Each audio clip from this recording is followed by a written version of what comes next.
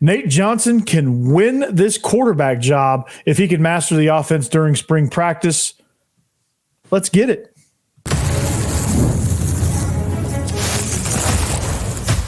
You are Locked On Vandy, your daily podcast on the Vanderbilt Commodores, part of the Locked On Podcast Network, your team every day.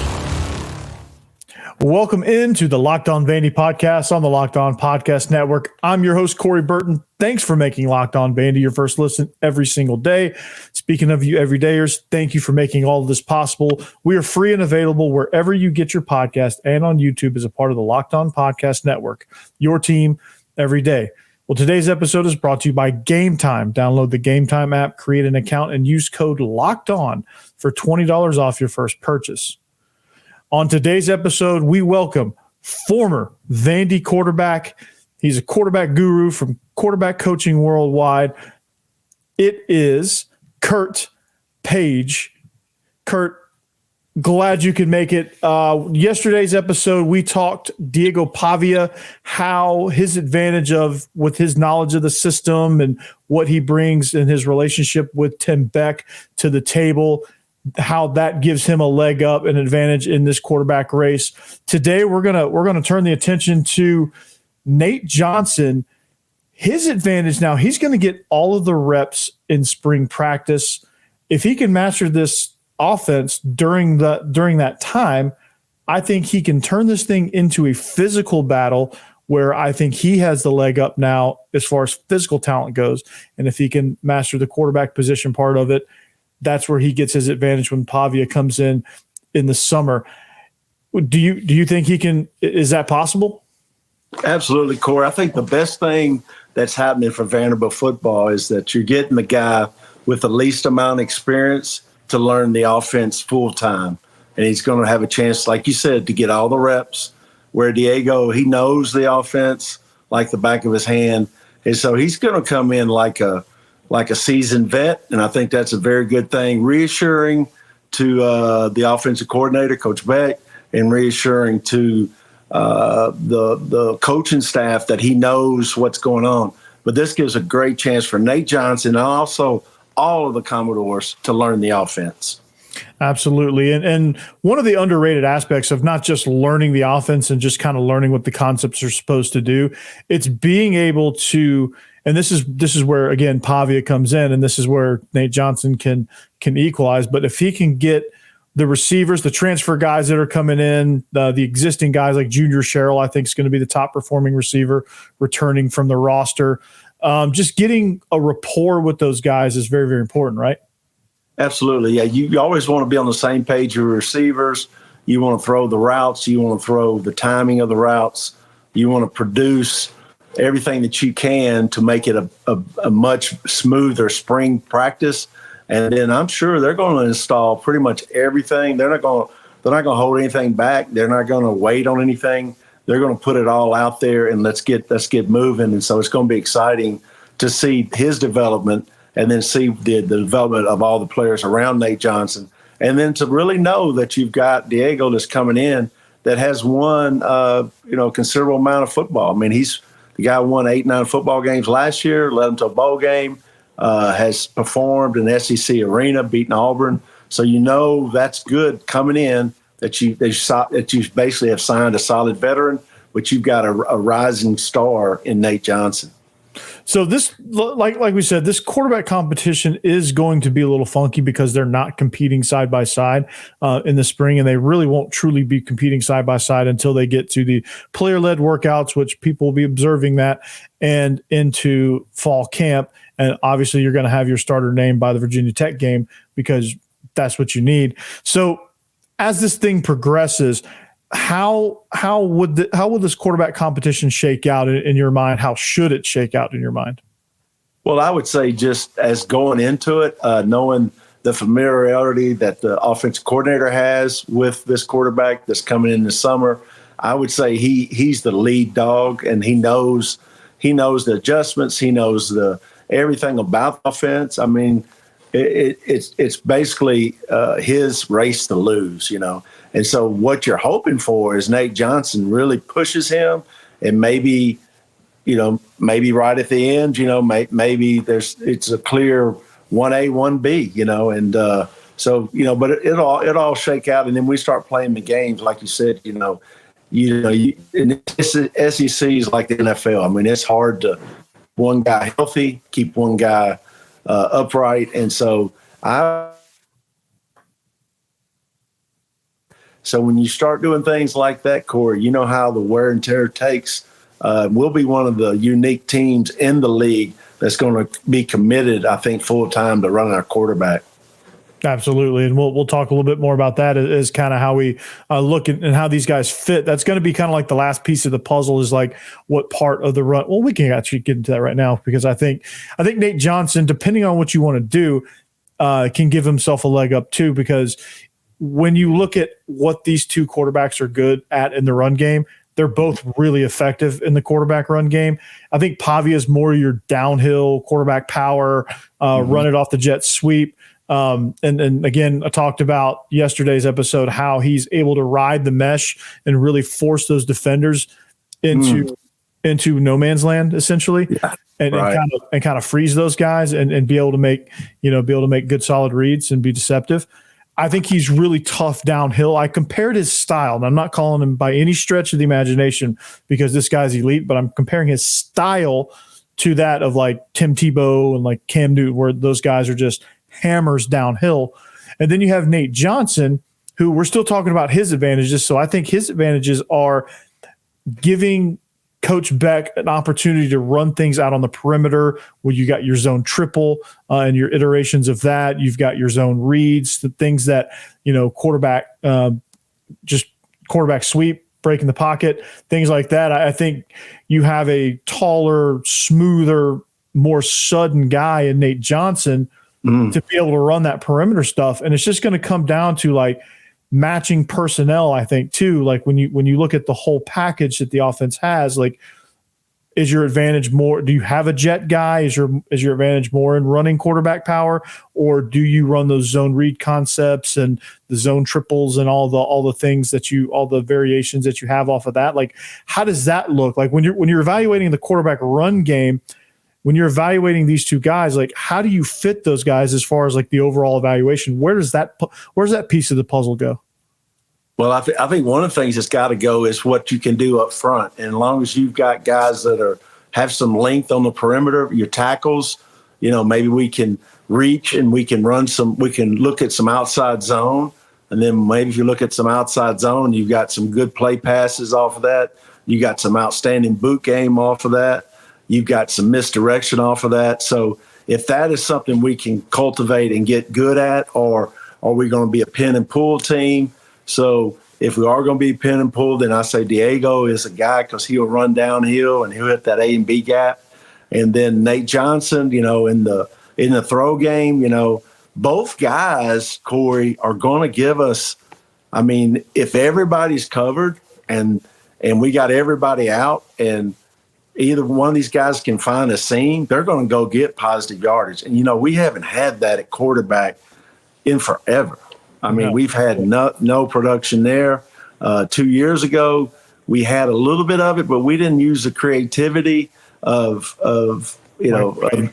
Mike Wright. So, I mean, he had speed, he had agility, he had strength. He was a long strider, but, we really did play to his strengths. So now the beauty of it is we're playing to both those guys' strengths and even the young freshmen, the young rookies that are coming in later on. So there'll be guys that can be in the quarterback room and get reps and keep learning the offense and developing as a collegiate player. So it's exciting times. I think both guys just looking at the sky is the limit. It really is. And we need to go in the spring with that mentality that we're not going to hold anything back, that we're going to put our packages in, put our blitz reads in, put our RPOs in, develop what we want to do well and how we want to do it, and then just start really, really refining everything to where each one of these guys knows what they like the best. And Diego probably already knows what he likes the best, and now it's the time that the OC learns Nate Johnson, because let's face the facts. Nate Johnson has a huge upside, and we know he's got 3 years of eligibility. Hey, do we hope he maxes out in 2 years and ready to go to the league? That's what we would hope. But being realistic about the opportunity is we got to win, and we got to win now. And both these guys give us a much better chance than we've ever had before. Yeah, because you have an offensive coordinator that's extremely creative. You know, you watch what he did at New Mexico State.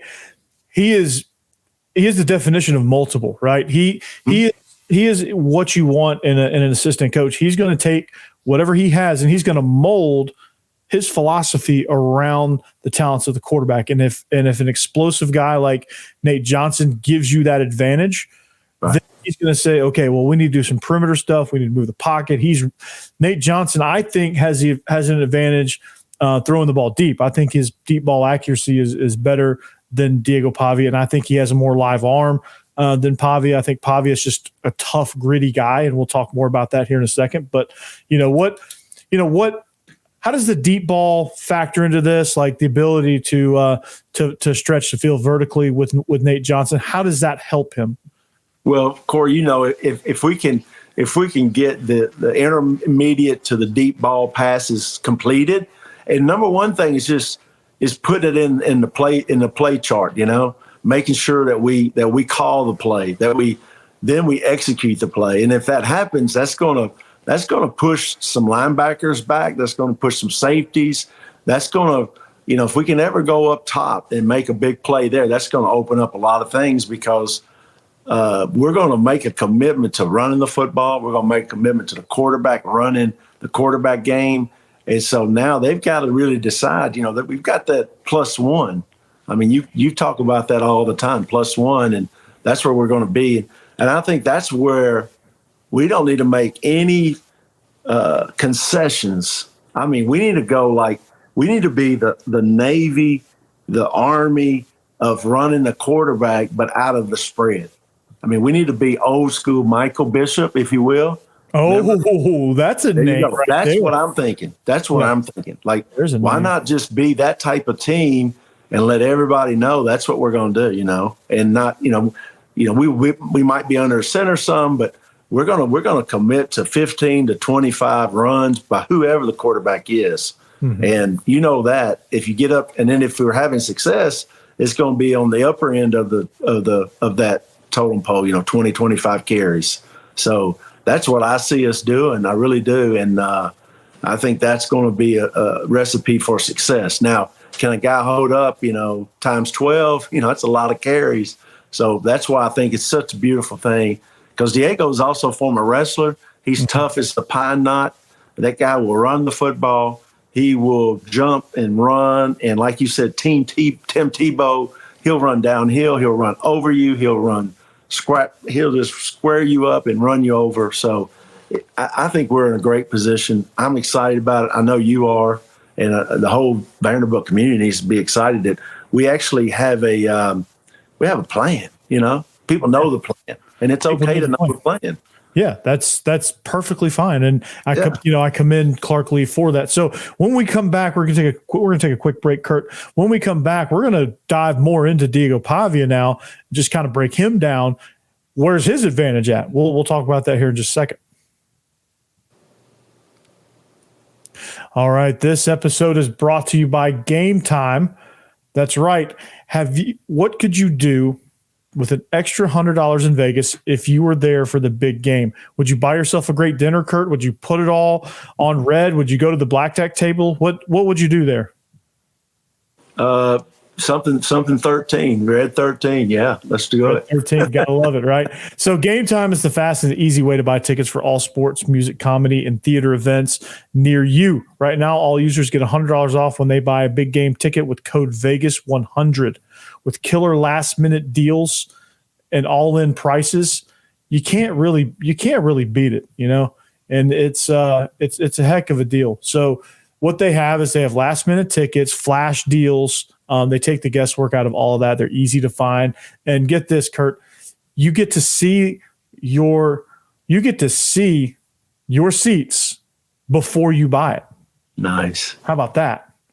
Absolutely. How about that? So when you do that, you also it's really easy to use the platform. It's like a couple clicks and you've got tickets.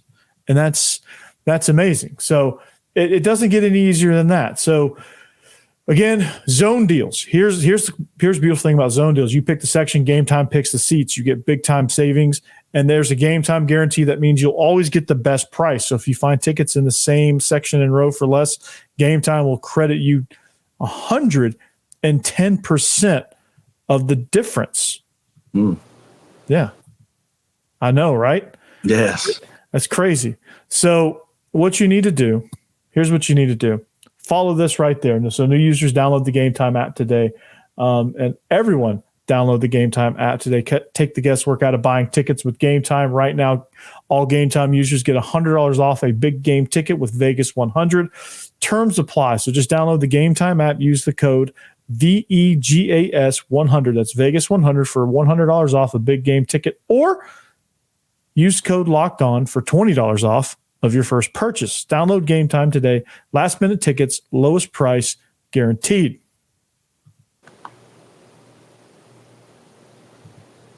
All right, welcome back. It is segment number 2. We're here with Dr. Kurt Page, quarterback guru himself. Thank you for making Locked On Vandy your first listen. He is a former Vandy quarterback. He knows what it's like to play in Dudley State, at Dudley Field, right there in the heart of West End. Make sure you make Locked On SEC your second listen. Thank you to the everydayers. Make sure you guys follow us on social media at Locked On Vandy, at Coach Burton 36, and at Kurt Page 629. So talking quarterbacks, right? Diego Pavia. The obvious advantage is his knowledge of the system. We know that. He comes in with a master's degree. Now, I think for him to push this thing forward, he's going to have to go from a master's degree to a doctorate. He's going to have to be like you, Kurt.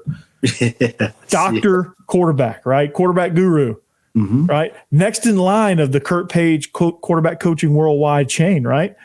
If he's going to win this job, he's got to take his quarterback knowledge and his things to the next level, because Nate Johnson already has all those reps. He's going to catch up. So for Pavia to make this thing, push this thing further, he's going to have to continue to up his knowledge, right? Right. Well, the beauty of this is we get to see in real live person these guys. Are they going to be the best teammates? And I think they're coming in to a situation. This is the SEC, and they know that both of them. You can only start one quarterback. So they both know that it's right in front of them. How hard they compete will set the tone for the rest of the team to look around. You've commented on this in prior shows. The competition in that room will bring competition up in every other room. That want to in that room will bring up the want to be successful in every other room. The idea is those guys are getting their offense and their group better each and every practice. And then, like you've already mentioned, when he shows up in the summer, he's going to know exactly all the ins and outs of this route, and you tweak it by going this. If we get, under man coverage and it's a goal line route, we're going to do this and do that. And Nate may not have all that in his toolkit yet. So it will be imperative that Diego understands he's not only going to have a chance to play in the SEC on a routine basis, is that he has got to lead our team and even program the next quarterback. If not, Nate Johnson, if he becomes quarterback one, he needs to facilitate that young man being successful, because this is a great opportunity. It's a win-win for all of them, and that's the right attitude. If they'll all come in there to make everybody better and to understand that this is a chance here to, resurrect this program. And if it takes Diego being the backup, to come in and be the backup, if that's his role, he needs to be the best backup the SEC's ever had. If he's the 1-year starter, as a grad starter and a senior, he needs to be the best one we've ever had, So that's where we're at. It's exciting. I think the motivation needs to be at a high ranking element. And I already see it already in the weight room. I see a lot of positives there. So it's exciting times. Now, would I have liked to open up with somebody else than Virginia Tech? Absolutely. But you know what? they're working hard. We're working hard. I don't know if we would be an underdog. I'm not sure. Yeah, we would open up as an underdog just because of prior records and what the returning guy, like Virginia Tech's returning a lot of guys, so that's going to factor in as far as the game line goes. But like this ain't anywhere close to what Vandy was a season ago. Like this, that team is dead and gone, right? Yeah. They're way down the road somewhere, right? This team, no one knows. This is almost a brand new team, Kurt. Yeah, it's brand new staff. This is almost like a whole, like they just dumped everybody and brought all new people in. Like this is not going to be anything that anybody's familiar with. Even Lee. Yeah, I kind of look at it like it's a reboot, it's a restart, and I think that's the best thing, the best analogy you could say. But the beauty of this is that Clark Lee, he has been there. He knows. When your first time as a head coach and your first time as a head coach in the SEC, you're going up against the SEC East, which has been dominating, and in that conference, the first year he had the national championship team there, and then the second year, he had the from the West, you had some great teams, and plus Georgia was still a great team, undefeated all the way through till they played Alabama in the SEC. So the competition has been stiff, but Clark Lee, and I'm not a big 3, 4, 5-star guy on signing everybody, but let me tell you something. We have upgraded to getting some higher ranked players through the portal, and now we're participating in the portal. He had to get everything just right, and I think now it's obviously some things are clicking, some things are available. So we're able to sign some kids in the portal. We're able to go in the portal and get some immediate needs. I mean, just what we talked about in the quarterback room, that is promising. If I'm a young person and I'm looking at Vanderbilt and there's a buzz about Vanderbilt, I'm going to come visit Vanderbilt. I'm going to come watch the game at Vanderbilt. I'm going to take a visit to Vanderbilt where, like you said, 3-4 months ago, I don't know if I'm going to come visit, if I'm a prize recruit, if I'm a 3-4 star, even a local guy in Nashville. Now it's like, wow, they got some new fresh talent, and, especially if Nate Johnson's the guy and he stays and he performs, there's some guys that can come play. Clark now has some opportunities for other people to come join with what he already has. And he just hadn't had that, Corey. I mean, let's face the music. He didn't have that guy. No, he hasn't had that guy. We'll talk about that guy he has here in just a second. All right, we are also brought to you by FanDuel. That's right. We hope you had a successful Super Bowl, but now football is over. You're going to have to bet on the NBA. That's right. So, get buckets with your first bet on FanDuel, America's #1 sports book, because right now new customers get $150 in bonus bets with any winning $5 bet. That's $150 if your bet wins. So bet on all your favorite NBA players and teams with quick bets, live same-game parlays, exclusive props, and more. So just visit FanDuel.com/lockedon and shoot your shot. FanDuel is the official partner of the NBA.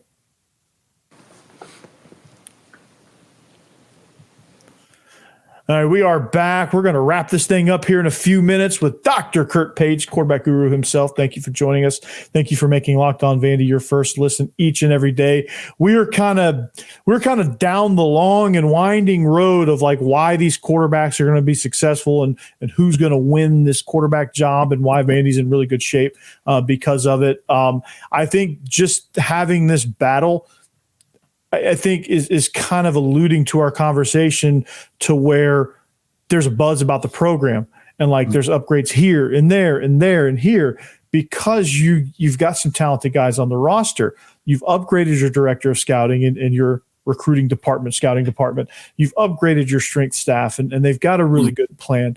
You're getting 4-star recruits in.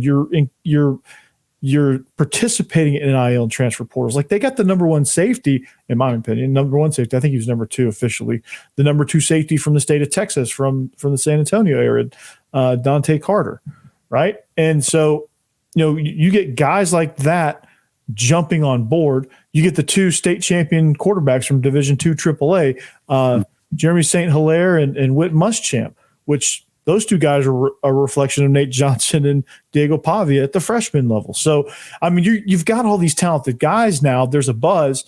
There should be no reason now that Clark Lee can't strike while this iron's hot. You come out with a win against Virginia Tech.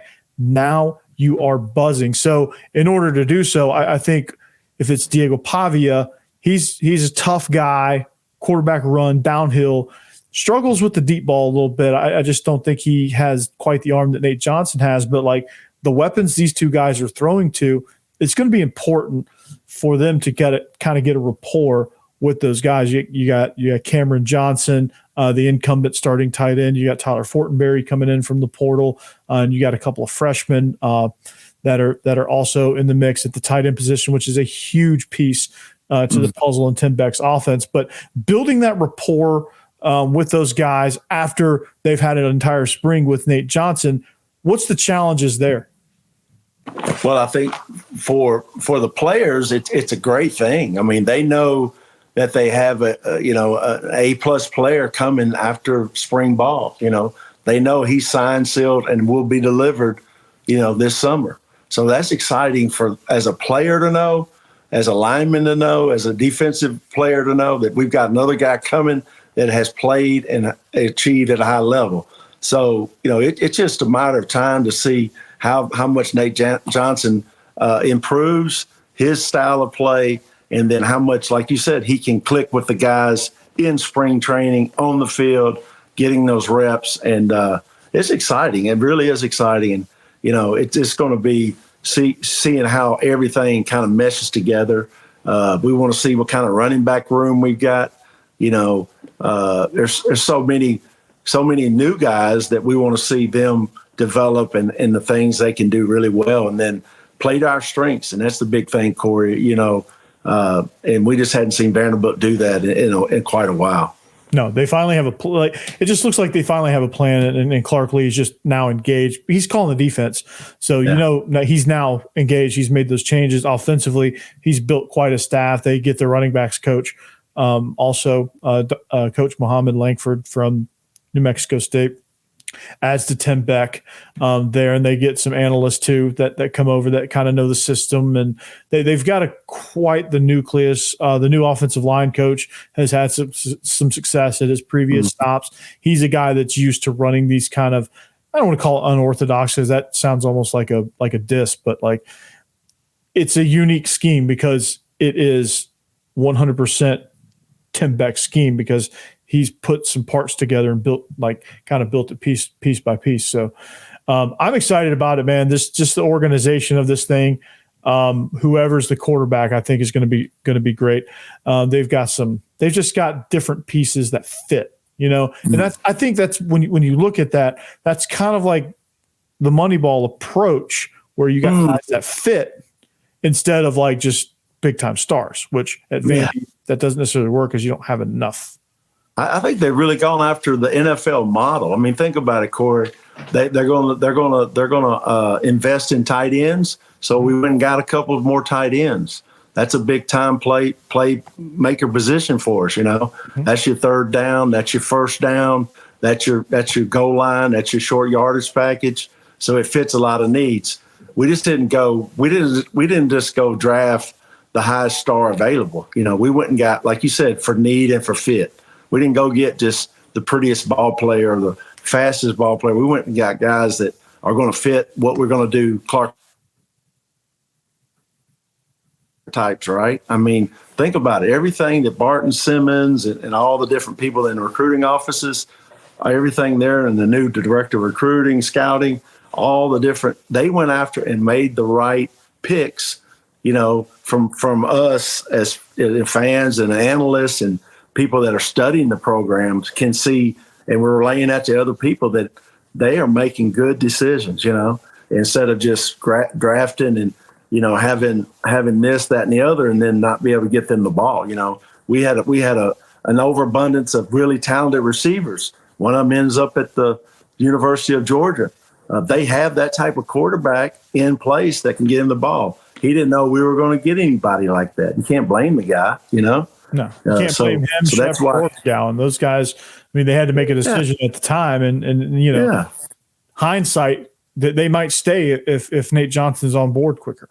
Oh yeah, if they knew what they know now, they can say, hey, and they're once you wear the black and gold, and once you're in that uniform, you are always a Commodore. In this day and time with the transfer and people leaving, I still think that's the mentality you have. So they've got to be impressed. I haven't talked to any of them. I haven't heard any of them say, but I know they've got to be impressed because we're impressed. And we're guys that are very, look at it, strategically. We look at it, what's the best options we could do. And I tell you, we've made the best options available. We've picked them. So I commend everybody that's been doing it. And you keep it rolling with Locked On Vandy. This is an everyday thing that I get to watch, even school teaching every day and coaching myself. But it keeps me on the same page with what's happening there. And I appreciate everything you're doing. It's been outstanding. Absolutely, man. I appreciate you being a guest. You're going to, I don't know if you know this or not, but you're going to be a regular on this show. So I love talking Vandy football. Love spending time with you. It really made me excited to see that you took this over and that you were leading this. And it's a startup, It's kind of like Clark Lee. It's a startup for his program, And this is right there with the program. All this stuff matters, This matters, the how we portray the players, how the players feel about themselves, what players we have, It seems like we're going to have a good season. And we're going to go bowling. That's what I really think we are.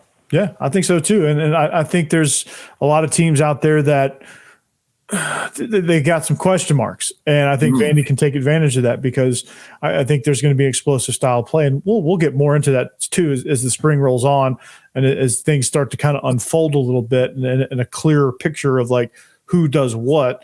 Emerges, especially in the offensive line, because there's a lot of talented guys there. We just don't know what's going to happen. So we'll talk about that on future episodes. But make sure you keep it locked here on Locked On Vandy.